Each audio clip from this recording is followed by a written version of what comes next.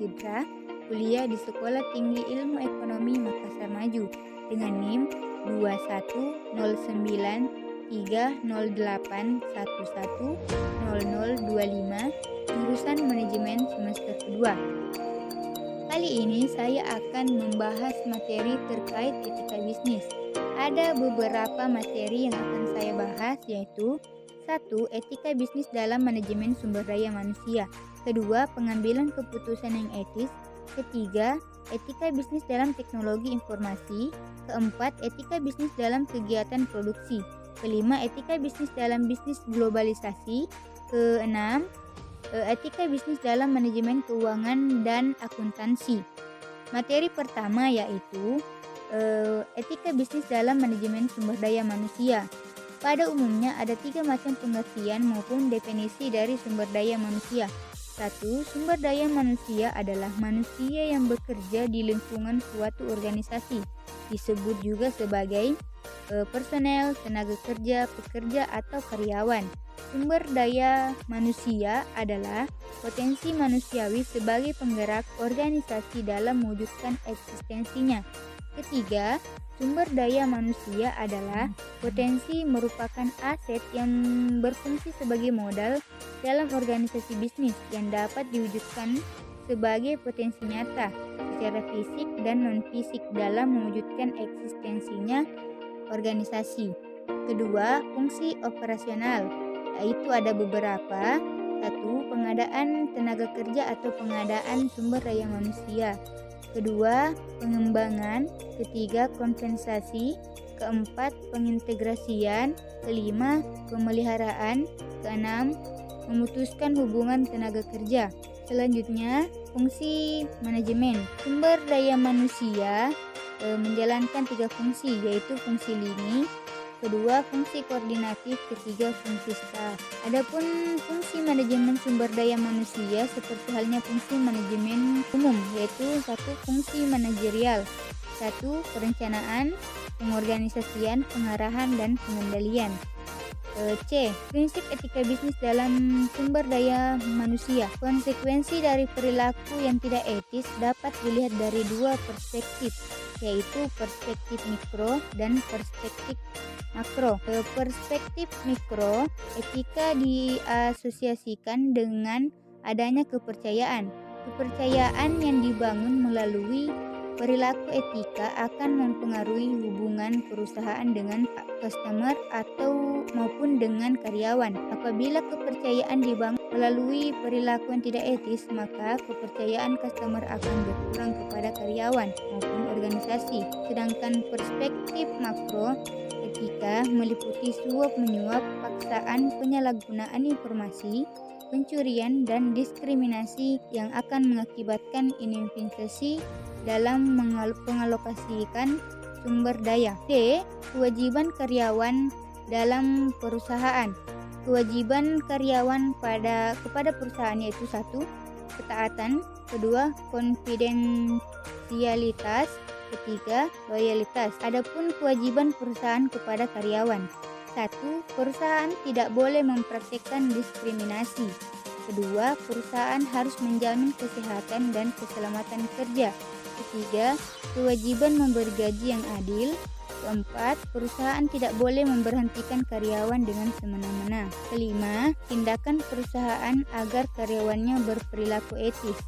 Pada saat masuk harus melakukan tes psikologis. 1. Yaitu tes kecerdasan. Kedua, tes kepribadian. B. Selama bekerja di perusahaan, yaitu menetapkan peraturan kepegawaian yang mengatur tata tertib karyawan. Kedua, melakukan monitoring. Ketiga, memberikan edukasi. Baiklah, materi selanjutnya yaitu materi pengambilan keputusan yang etis. Pengertian pengambilan keputusan yang etis yaitu oleh Carlson, Harmar, dan Wanworth 2002 menjelaskan pengambilan keputusan yang etis sebagai suatu proses dilakukan individu-individu yang menggunakan dasar pemikirannya untuk menentukan apakah suatu isu tertentu adalah benar atau salah.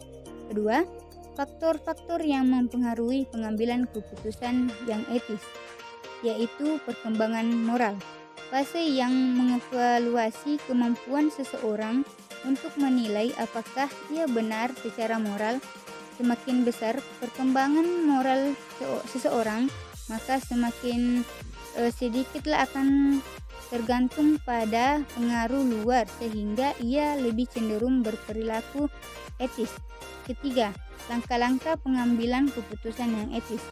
1. Menentukan fakta. 2. Mempertimbangkan alternatif yang tersedia. Dan ketiga, mengidentifikasi pemangku kepentingan, melihat situasi yang perspektif mereka. Materi ketiga yaitu etika bisnis dalam teknologi informasi. Pengertian etika adalah nilai, norma atau aturan mengenai suatu hal yang baik dan buruk, benar atau salah yang dianut oleh golongan masyarakat. Sedangkan etika bisnis yaitu pemikiran atau refleksi tentang moralitas dalam ekonomi dan bisnis. Teknologi informasi adalah pengertian umum untuk berbagai jenis teknologi yang bertujuan membantu manusia untuk mempermudah dan membuat, menyimpan, mengkomunikasikan atau menyebarkan informasi. Adapun jenis-jenis etika yang ada dalam teknologi informasi yaitu kode etik seorang profesional teknologi informasi, kedua kode etik penggunaan internet, ketiga kode etik programmer, dan keempat etika teknologi informasi dalam undang-undang. Dalam etika bisnis ada keuntungan berbisnis dalam teknologi informasi. 1.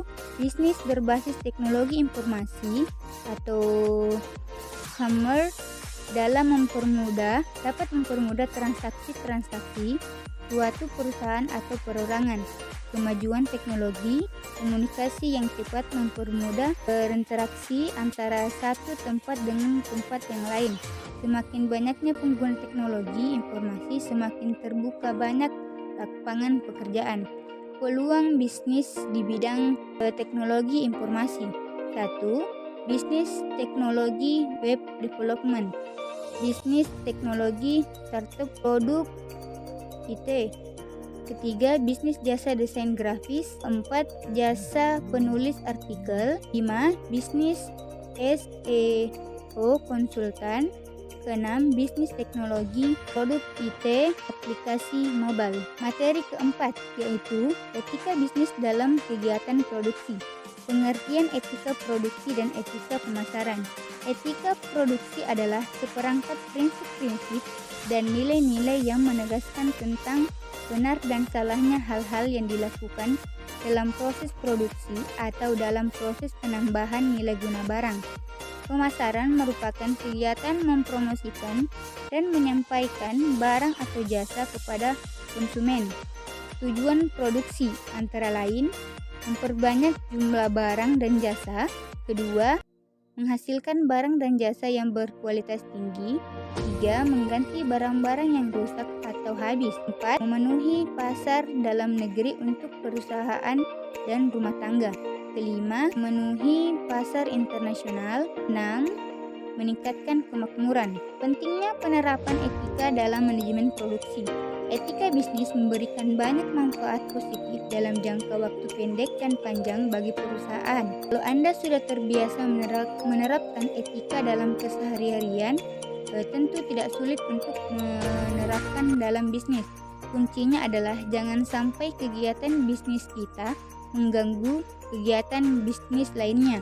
Etika dalam produk, barang, dan jasa. Kegiatan produksi berarti membuat nilai manfaat atas suatu barang dan jasa. Produksi dalam hal ini tidak diartikan dengan membentuk fisik saja, sehingga kegiatan produksi mampu mempunyai fungsi menciptakan barang dan jasa yang sesuai dengan kebutuhan masyarakat pada waktu dan harga dan jumlah yang tepat. Ada 3 faktor penting dalam melakukan kegiatan bisnis, yaitu keterbukaan, kejujuran, dan rendah hati. Etika bisnis dalam bisnis globalisasi. A. Konsep bisnis dalam globalisasi ekonomi. Ekonomi global atau globalisasi ekonomi Istilah globalisasi secara sederhana dipahami sebagai proses pengintegrasian ekonomi nasional bangsa-bangsa ke dalam suatu sistem ekonomi global. Proyek-proyek atau pekerjaan secara globalisasi terjadi ketika disetujuinya pemberlakuan secara global suatu mekanisme perdagangan melalui penciptaan kebijakan free trade.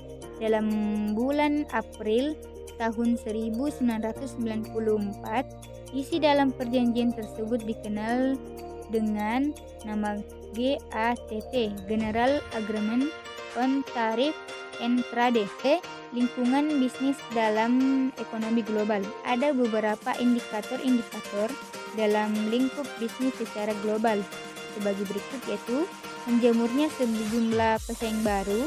Kedua, tekanan untuk meningkatkan kualitas dan produktivitas. Ketiga, kesempatan baru. Keempat, deregulasi. Kelima, keberagaman tenaga kerja. Keenam, sosial, politik, dan hukum. C. Dampak globalisasi terhadap organisasi dan manajemen lokal. Mampukah Indonesia tidak ikut dalam proses globalisasi? Walaupun bisa menolak, namun tidaklah mudah karena globalisasi merupakan sebuah kenyataan yang tidak bisa dihindari. Apalagi negara kita sudah terlibat utang dan juga masih memerlukan pinjaman dari negara-negara yang notabene bergabung dalam WTO, di mana kita juga menjadi anggotanya. D. Norma, moral, dan etika dalam bisnis global. Ekonomi global menunjukkan keadaan resesi yang semakin dalam. Pertumbuhan ekonomi Amerika Serikat kian melamban.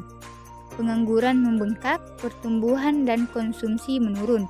Indeks saham di Wall Street sampai di bawah angka 8.000-an sampai telah terjadi tragedi terorisme hancurnya gedung WTC di Amerika Serikat pada 11 September 2021.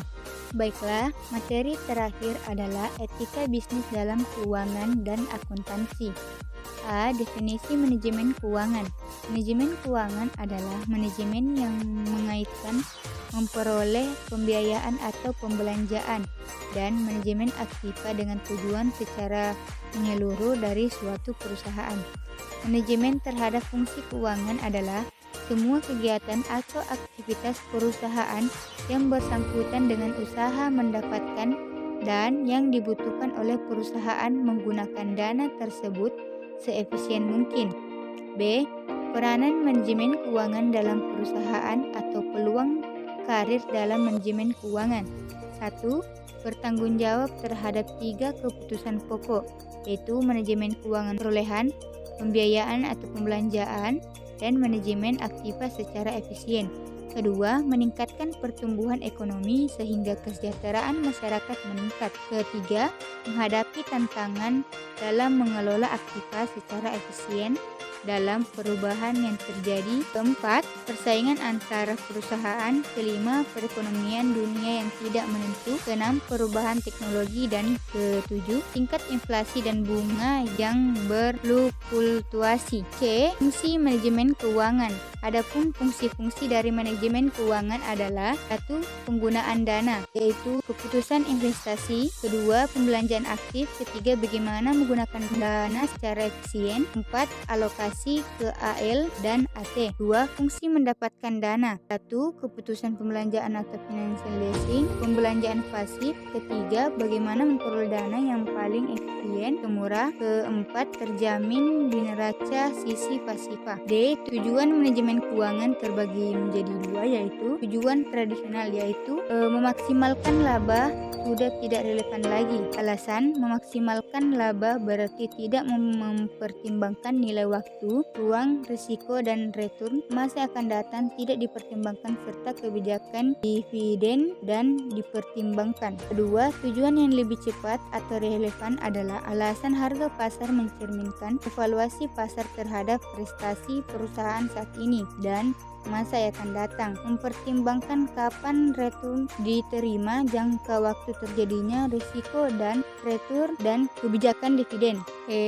Peran akuntansi dalam corporate governance. Akuntansi adalah sistem informasi yang menghasilkan laporan kepada pihak yang berkepentingan mengenai aktivitas ekonomi dan kondisi perusahaan. Prinsip-prinsip dasar akuntansi. Akuntansi keuangan menggunakan prinsip akuntansi yang berlaku umum dalam membuat laporan. Prinsip dan konsep akuntansi sehari-hari pengumuman dari lembaga yang berwenang, yaitu Financial Accounting Standard dan Board menerbitkan Statement of Financial Accounting Standards and Interpretation. 2. Ikatan Akuntansi Indonesia atau IAI. Baiklah, sekian dari pemaparan materi saya. Lebih dan kurangnya mohon dimaafkan. Innalillahi wa inna ilaihi raji'un. Assalamualaikum warahmatullahi wabarakatuh.